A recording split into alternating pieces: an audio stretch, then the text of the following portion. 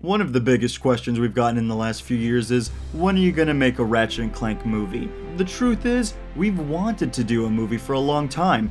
Ratchet & Clank's action, humor, and galaxy-spanning adventures have really been the basis for a fantastic game series, and we think it would translate perfectly to the big screen. Okay.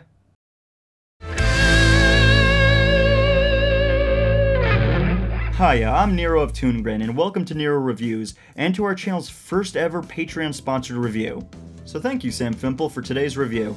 And today, Nero reviews Ratchet & Clank, a 2016 animated Sony film that serves as little more than a commercial to reinvigorate a dead game franchise. Ratchet & Clank launched in 2002 and spanned a prosperous run with 4 original games, a gaggle of spin-offs, before then concluding with a convoluted quadrilogy known as the Future Saga, leading to an inevitable reboot where they made a game based on the movie based on the game, which is just a rehash of the first game, but also folding in Dr. Nefarious, the villain from the third game.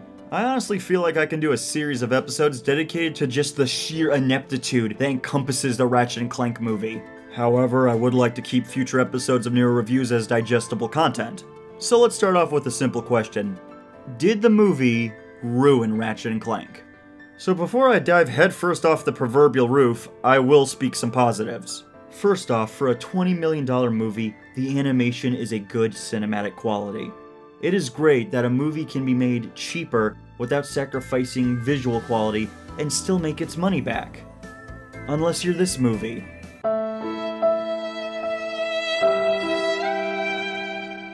And of course, Sony further botched this potential franchise by preemptively having 2 additional scripts written for sequels while this first film was still in production. You know, I am reminded of an old and wise proverb. Dream smaller. It leads to less disappointment. Sony, I don't want to come off cocky here, and I'm no real authority to tell you how to do your job. But adhere to your own advice.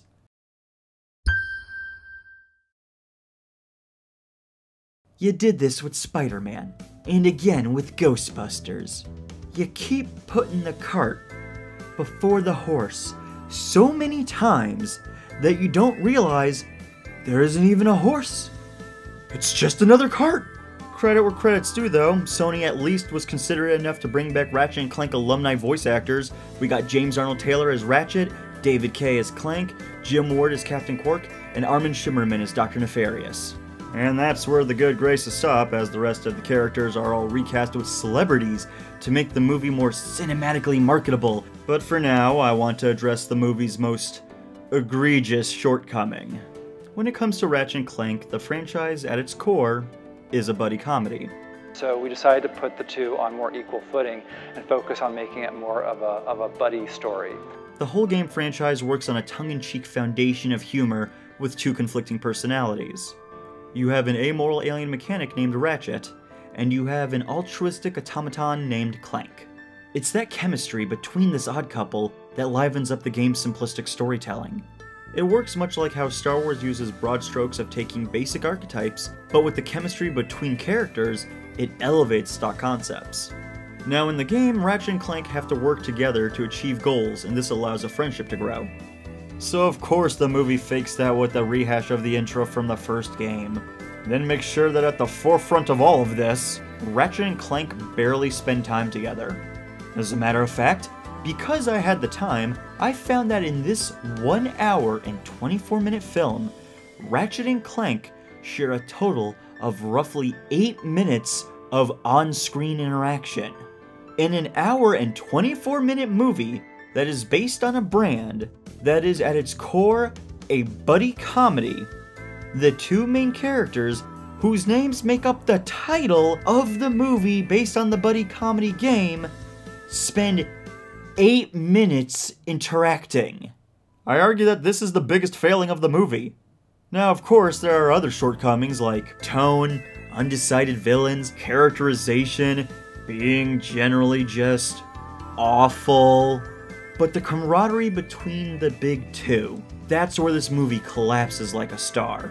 The movie actually does put a lot of emphasis on the concept of splitting up Ratchet and Clank for the majority of the movie. Ratchet goes off with the peacekeeping Galactic Rangers, and Clank spends time with Alyris, who serves as the technical support for the Galactic Rangers. Most of the movie spends a great deal of emphasizing the idea of jocks versus nerds, with the Galactic Rangers as these generic rough and tumble space marine kind of archetypes who shoot first and ask questions later. And then you have intellectual characters like Clank, Alyris, the tech support chick, and Dr. Nefarious all being ridiculed by the Rangers because they're nerds for being smart. No joke, that's actually a crucial plot point about Dr. Nefarious's motivation as a villain, but that's for another video. So we got this jocks versus nerds conflict, and meanwhile, Ratchet and Clank are just there. This is no longer a buddy comedy. Now it's been shifted to an action-adventure comedy. And I have to ask, why? Most fans that have had their favorite video games horribly mutilated by the movie industry often say the same thing. Just make the thing I like, the thing that I like. Which this movie did, but for the reboot... I'm sorry. That's completely grammatically wrong on my part, and I apologize for that.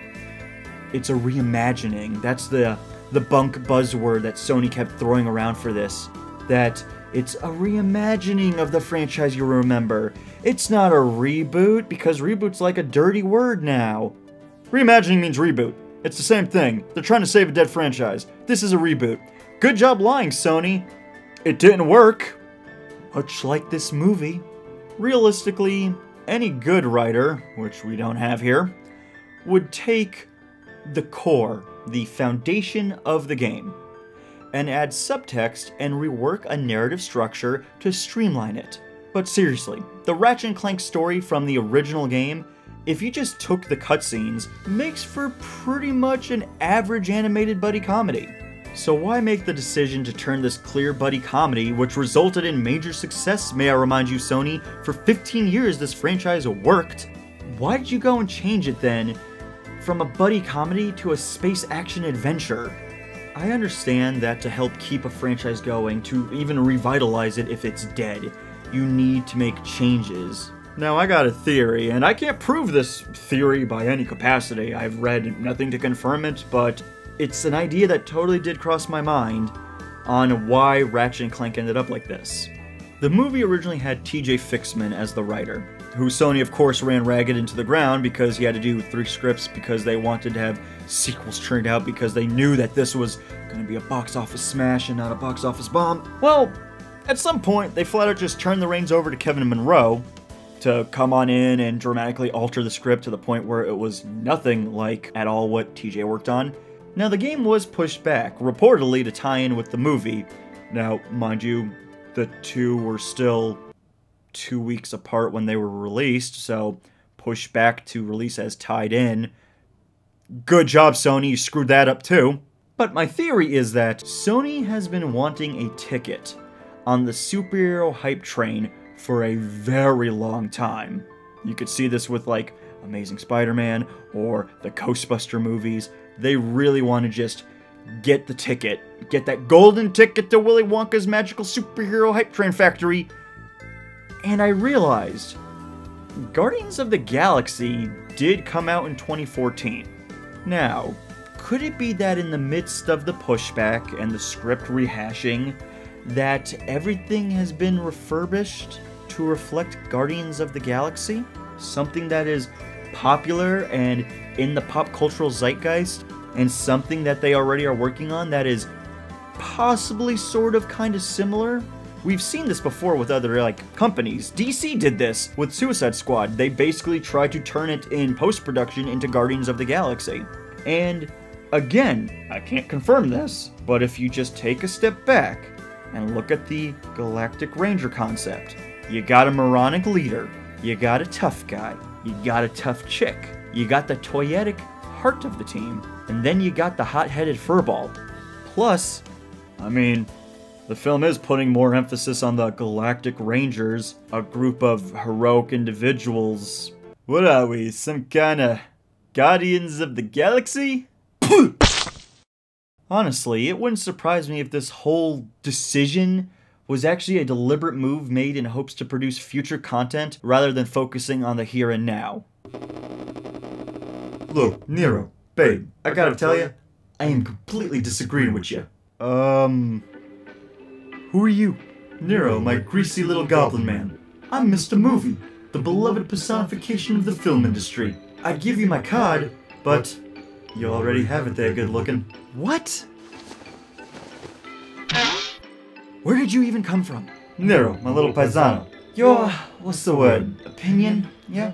You make it seem like we, tap for ideas, like we, the beloved movie industry, the proprietors of entertainment, the artisans, who craft so many masterpieces for you throughout the ages.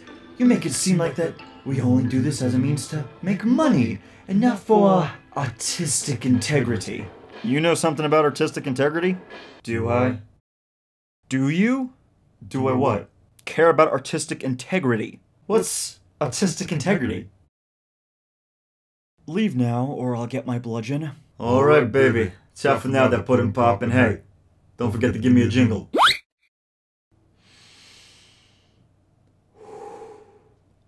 So one of my biggest gripes about this movie, and by extension the reboot game, is it feels like they took what worked, the buddy comedy angle, and threw it out to catch the hype train. I don't think by any means the original games are some masterpiece that, well, of course they couldn't reach that level of grandiose, capability. It's impossible. No. But I did like the original 4 games. Yeah, they were riddled with things that annoyed me. Stuff like characters speaking in exposition to basically send the player on a fetch quest. But that's a game in a nutshell. It's interactive media. It needs to tell you an objective. But when it comes to this as a movie, the fact that Ratchet & Clank don't have any chemistry and aren't even allowed in the same laboratory to even try to make chemistry is utterly disappointing. To me, this franchise has one of the top gaming duos alongside Jak and Daxter or the Mario Brothers. These characters are unanimous with each other. They are icons of the gaming double team mechanic. Without that camaraderie, the engagement of Ratchet & Clank in Ratchet & Clank is like a Big Mac without the meat. So, did the movie ruin Ratchet & Clank? Nah.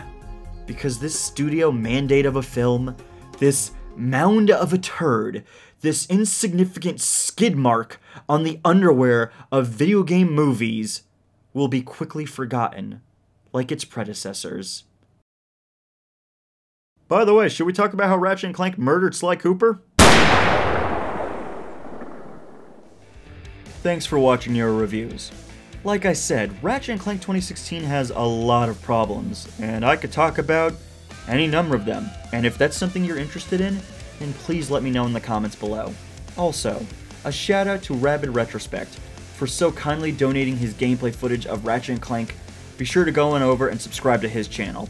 Also, if you want to keep up to date and support future Toon Grin vids, you can subscribe, hit the notification bell, follow us on social media, Patreon, and our official website, toongrin.com. Links will be in the description below, and as always, be sure to tune in to Toon Grin.